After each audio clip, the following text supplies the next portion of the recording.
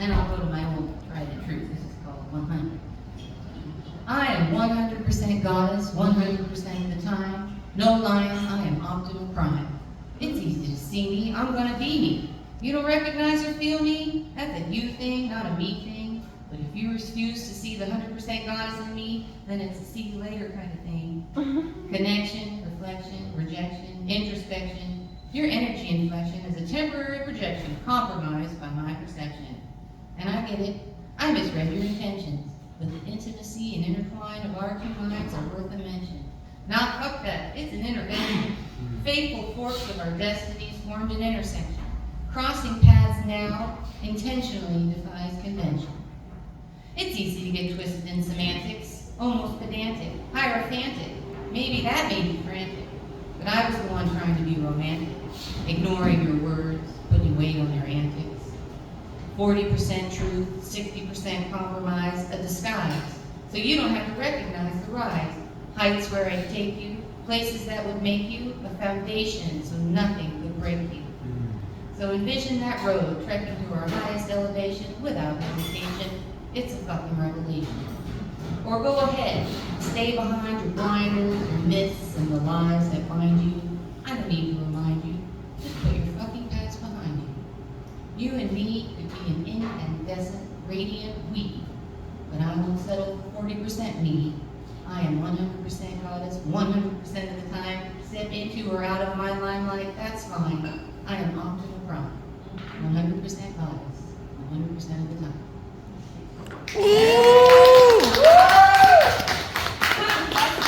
Came to me as I was standing up here. It's time. Mom can get mad at me tomorrow. How Dad's cancer went down, it is a foe with no identifiable tactics other than destruction. And the doctors say things like stage 4 and metastasis, and you repeat those words to people. There's a lot of trial and error. And even when they told Dad, who couldn't eat or drink anything and was pretty much nauseous for 3 months straight, that he should go home and drink bourbon if that's what he wanted to do, I still found myself holding on to that hope that he would be the miracle case. Even before all that, I started making a list of my thoughts on everything. And Dad and I made new memories and shared new jokes and secrets in the last 3 months that I would cherish even more than some of our oldest moments. My dad loved Diet Coke. So when he was in the hospital, people were like, no, you shouldn't do that. It's bad for your stomach. My mother was like, no, you shouldn't do that. I've always been kind of a black sheep. I'd bring in some Diet Coke, and he'd be sitting there in the bed, he'd take a sip, and it just, and you could tell he felt normal. I had to help him to stand up to pee when he was in the hospital, and he made some crass joke. He was always making some really crass joke. I gave him a haircut and a shave in the back patio. Never did that, never thought I'd do that. He was always so picky about whatever hair he had left. Other realizations, terms of endearment, rolled off the tongue more easily. I don't think I've ever said I love you that much to my dad except this last month. Or for reactions to other people, I don't know how you can help, because I always want to know, what can I do to help? Short of coming up with some miracle cure. Desperation takes on a whole new level. No matter how mutual your shared experience are, they are distinctly lonely. I wish they made hospital gowns in a color other than blue. Favorite memories from my childhood. Dad would come home from work and put on his Burt Bacharach records and dance me around the family room and then dip me, and I would laugh and laugh. He had this one shaggy dog story about a Siberian peach pie, and I was riveted.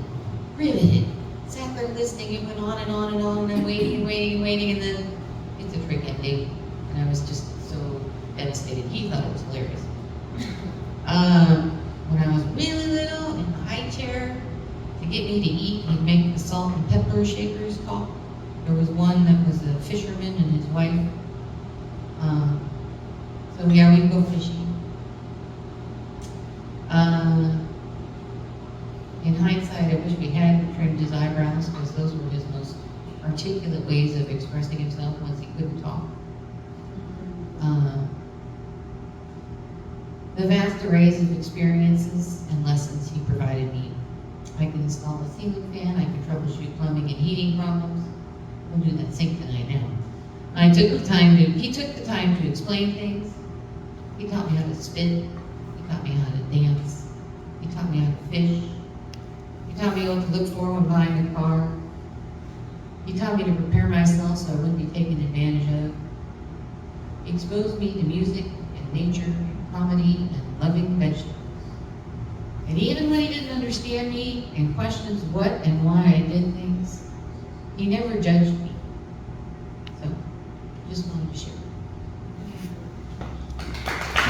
I'll do 2 poems for you tonight. Yay. The first one is called, the first one doesn't have a name. Here we go. Betrayal just hits different when you finally love yourself. And who said to love yourself so much they should be like Marilyn Manson and blow yourself? Because they had to know what it's like to finally feel yourself. Trying to define needs and boundaries, struggling to reconcile that self-doubt with your self-worth.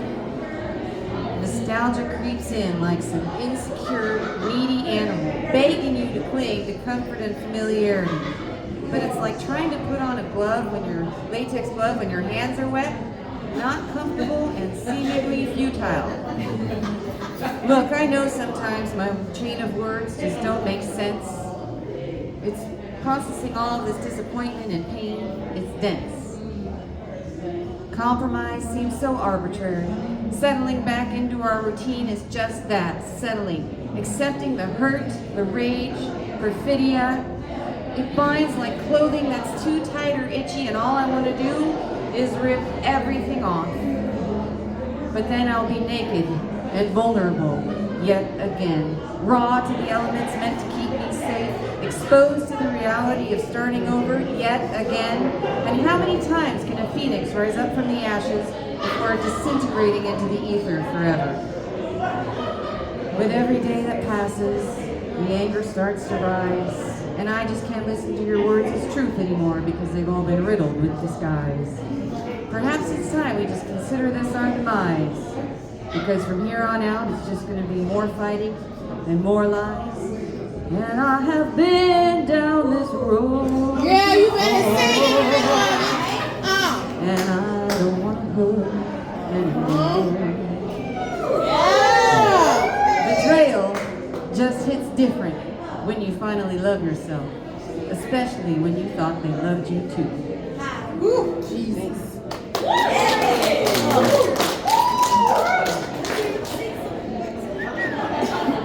All right. You are my people, apparently. Yeah. Okay. This one is called 100. Ooh. Okay. I feel like I'm not used to holding a mic and it's feeling awkward. Technical difficulties, please. Do you need a hand? Do you want a hand? Okay. How's that? That's something I've already Yes? noticed. Yeah. Is that good? I think so. We'll find out. Here we go. 100. I am 100% goddess, 100% at the time. No lying. I am Optima Prime. It's easy to see me. I'm gonna be me. You don't recognize or feel me? That's a you thing, not a me thing. But if you refuse to see the 100% goddess in me, then it's a see you later kind of thing. Period. Connection, reflection, rejection, introspection. Your energy inflection is a temporary projection, compromised by my perception. And I get it. I misread your intentions.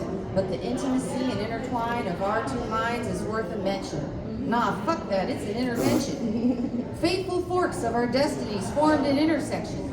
Crossing paths now intentionally defies convention. It's easy to get twisted in semantics, almost pedantic, hierophantic. Maybe that made you frantic.